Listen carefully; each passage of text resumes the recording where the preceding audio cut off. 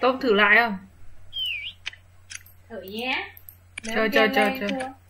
Ui đông lắm ấy. Bạc 1. Ông Thái Ti vẫn đang mới bạc 3 đây này. Mình đang vàng mà. Bạc 1. Bạc mà vàng là đã lên được vàng đâu. Thế á? Thế thì từ từ. Kiếm thánh mới cao nhất thì mới là bạc 5 ấy cơ. Trời ơi, em tưởng là qua rồi. Bảo sao không thấy ai có thông báo người ta đã qua được một mật thông báo.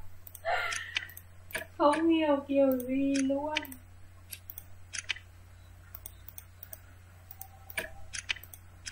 Rõ ràng cái kia bị ông kia bị lỗi ấy. Ở đâu thế? Cái số mà nó dài như kiểu gặp bế lắc gặp ma lắc gặp chứ mình thì gặp người ta được rồi.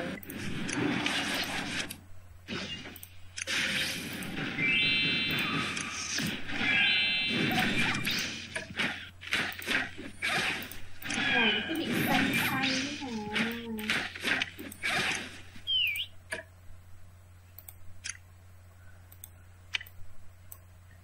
Lên hết chưa? Còn mỗi ông Lyre đang hạng 1.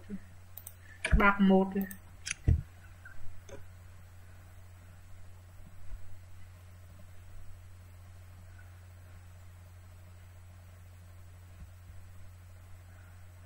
Là vợ kết bạn mới gì trời.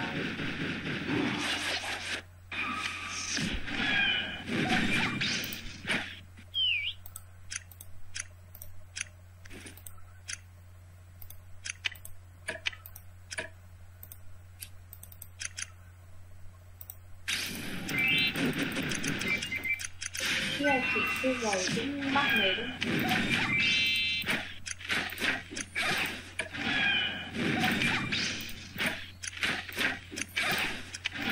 Mấy ông ấy lên chưa? Nghĩ là cũng 5 phút rồi chứ. Larie đang bắt đầu cái này, bố tin này. Bắt đầu từ nãy giờ vẫn đang bạc 1 đấy. Không biết được, Thái Chi từ nãy vẫn đang bạc 3. Phải không? Tùy như đó. Để em ghép trước. 1. Từ để nó đứng yên đó. Đừng chạy. Em ghép vào đấy, chị vào đi. Vào luôn. Hi. Xin nha. Ghép lại luôn à? Hay thoát ra rồi hẳn ghép rồi? Em vào. Vào rồi. Cũng quả Lyre đang vui. Bộ binh. Một phát hiện. Từ này vẫn còn người là sao? Thôi đợi thôi. Người ta lên bạc 2 rồi mà. Trời ơi. Chờ hai ông đến xong hẳn đi.